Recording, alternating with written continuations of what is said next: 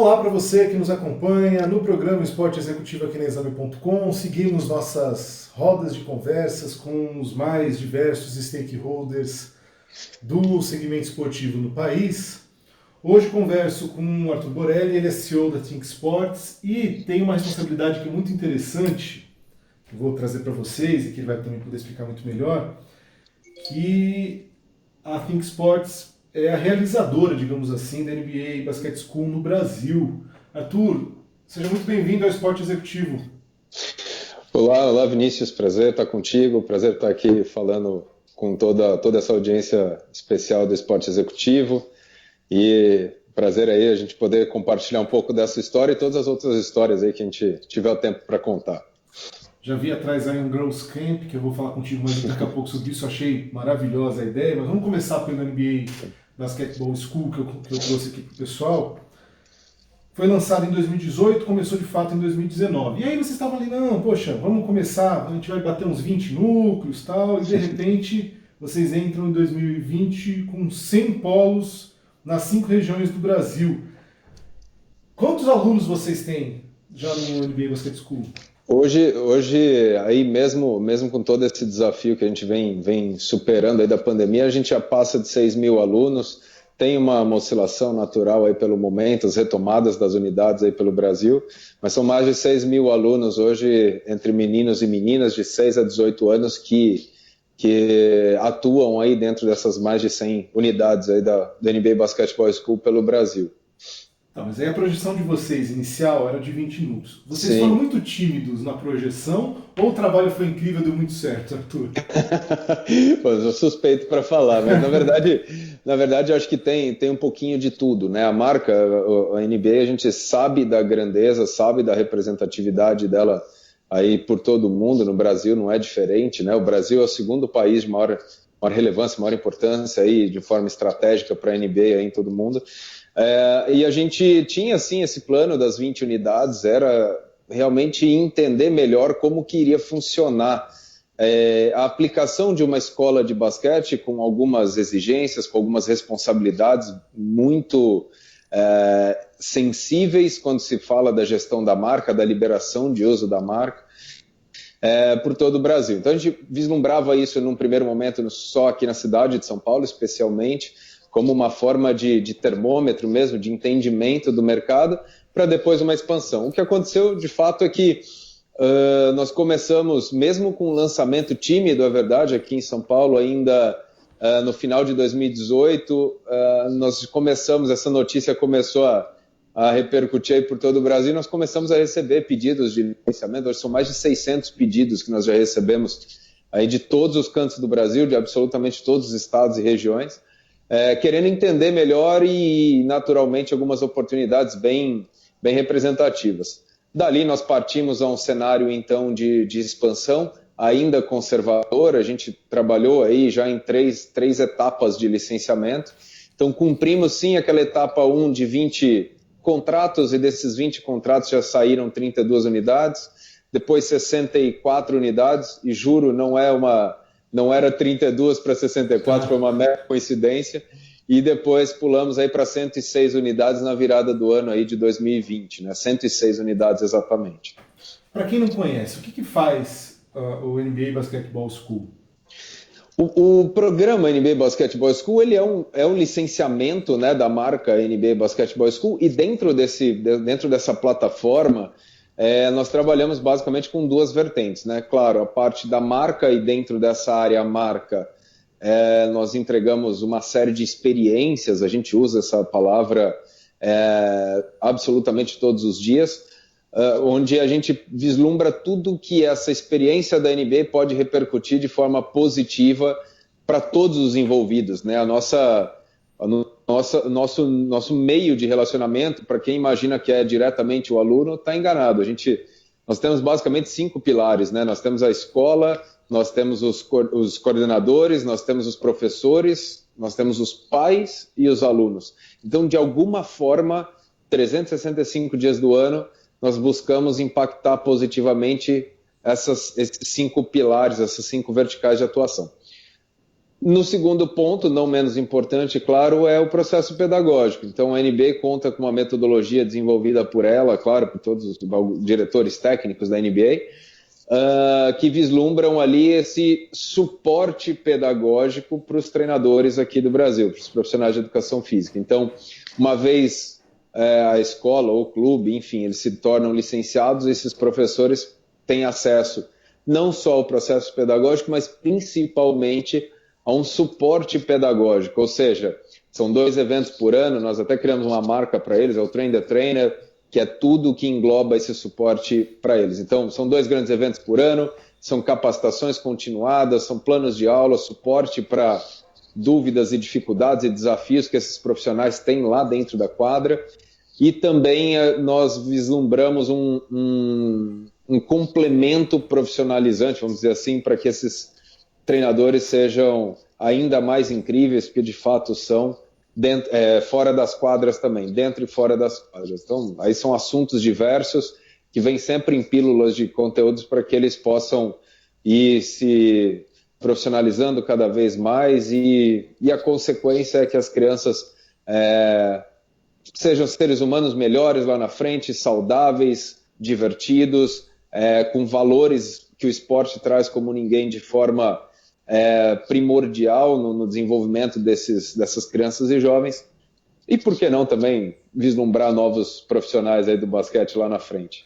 E esse cuidado que você tem com a formação do cidadão é um cuidado que, pelo que eu entendi, né, eu fui pesquisar, já acompanho o trabalho há um tempo, passa por uma orientação da NBA, passa, mas é um olhar de vocês, né, da Think Sports também, se aprofundar nesse quesito, né, Arthur? Sim, exatamente.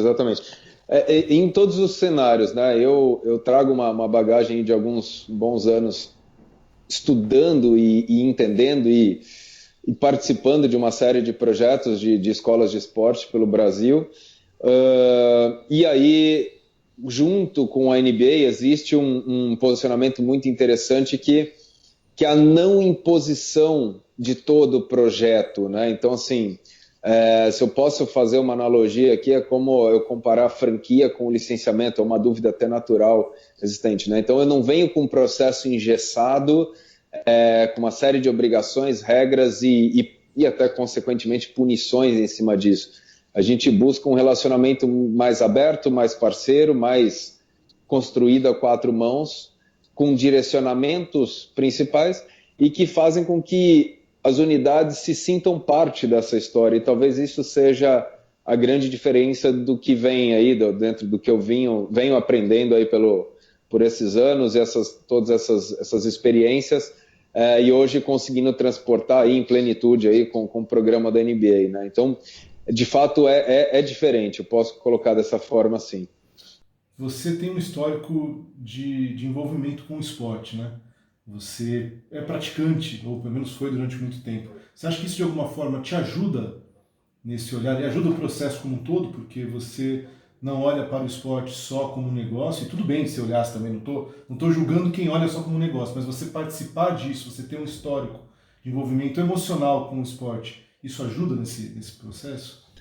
Vinícius, sim, mas é importante trazer um ponto, que eu não sou profissional de educação física, né? Eu sou publicitário, então dentro do meu olhar, mas eu de fato vivi o esporte desde muito novo, sonhava em ser atleta olímpico, ganhar uma medalha olímpica, tal, enfim, e mesmo depois de conduzir minha carreira para o lado profissional, na área executiva e tudo mais, e até vim para o meio esportivo, de fato, tem uma trajetória interessante nesse meio, mas hoje, podendo lidar com esses grandes nomes ou essas grandes marcas, eu tenho 2 pontos importantes aqui. Entender o quanto a escola de esporte faz sim diferença na vida das crianças e dos jovens, uma escola de esporte orientada, embasada, com processos reais de educação antes do esporte, né? O esporte ser visto como educação antes da competição. Então, esse processo formativo, sim, faz diferença na vida de todo mundo. E o segundo ponto, não menos importante, que aí faz jus até o nosso nome aqui, Think Sports, de fato é pensar no esporte, né? Eu costumo trazer aqui reflexões do tipo, para quem ama esporte, é muito fácil você falar sobre o tema e discutir sobre o tema, dentro das suas verdades, claro, mas é muito fácil você trazer esse olhar. A diferença é quando, para que um negócio realmente se tenha longevidade, saúde e tal, como negócio, é necessário deixar um pouquinho o coração de lado e pensar um pouco mais. E daí o Think Sports nasceu, esse nome nasceu de toda essa bagagem. Para a gente fechar o assunto NBA Basketball School, você falou que vocês têm uma metodologia própria, né?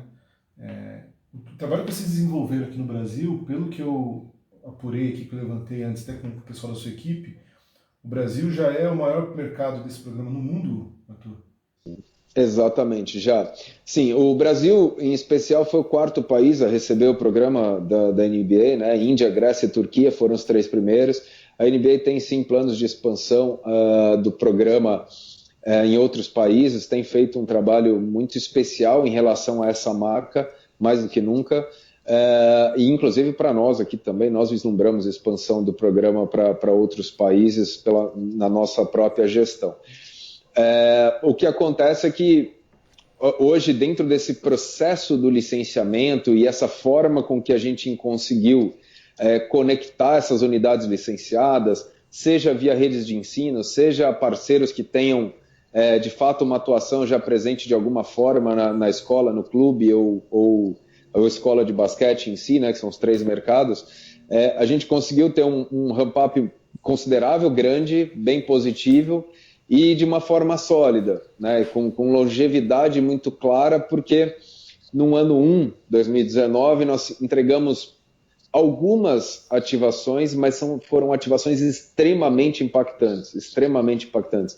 No ano 2, mesmo na pandemia, a gente conseguiu mais do que dobrar essas entregas, entregando ações que não estavam previstas para esse ano, mas diante da pandemia nós antecipamos.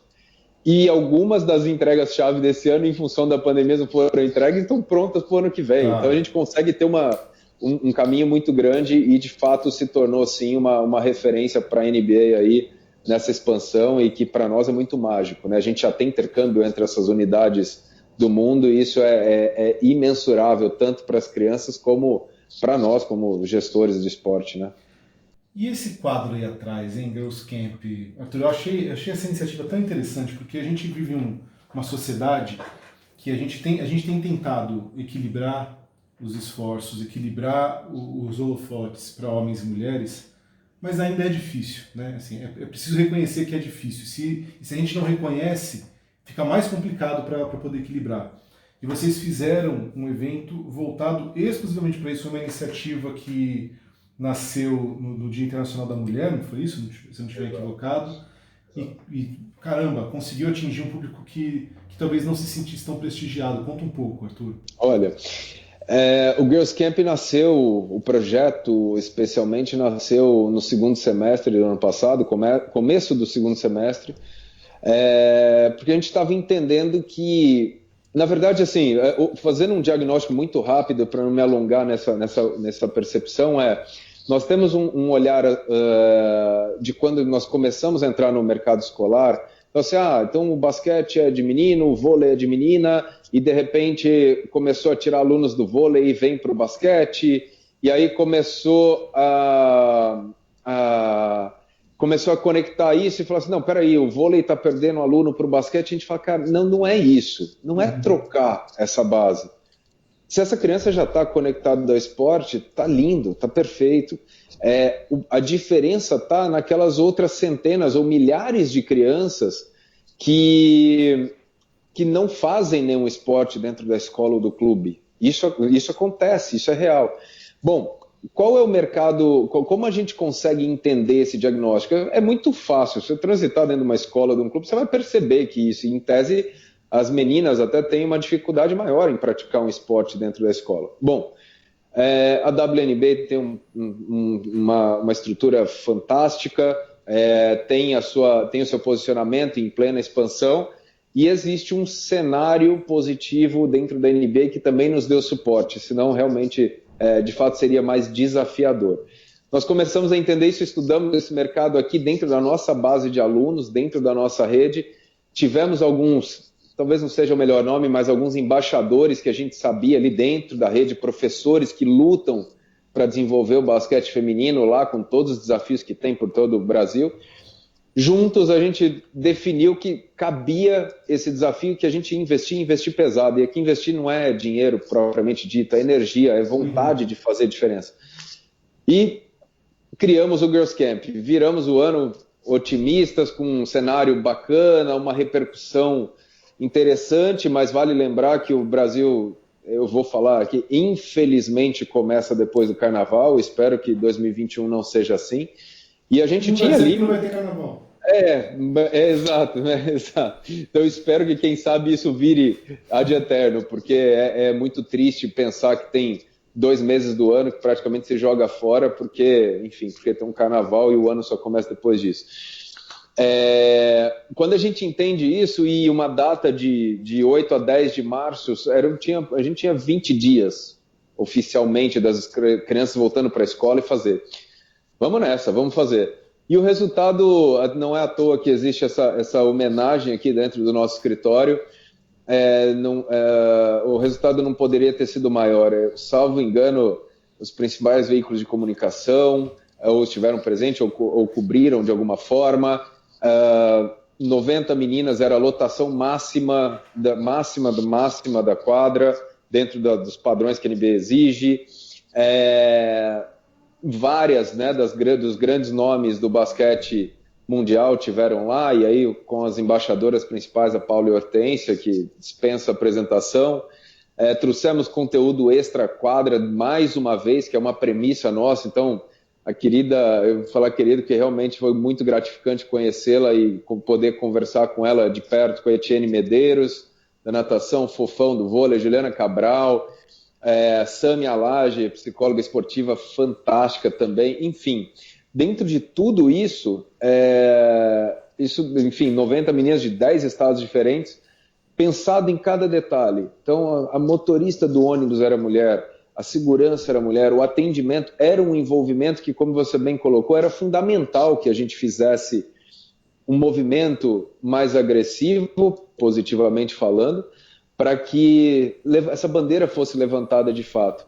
E acho que a gente consegue ver a repercussão, mesmo depois, tendo o início de pandemia, a gente teve uma repercussão única, mágica, especial. Em 2 semanas pós-evento, o número de matrículas de meninas nas unidades licenciadas aumentou. E acho que a cereja do bolo foi ter recebido uma premiação nível mundial, foi a primeira premiação oficial da nossa agência operacionalizada ou ocorrida em função desse grandioso evento que veio para ficar, tem agenda fixa, seja no calendário, seja no coração, ela está lá, porque realmente é um negócio que a gente não tira mais do calendário. Que legal, parabéns que o evento foi incrível.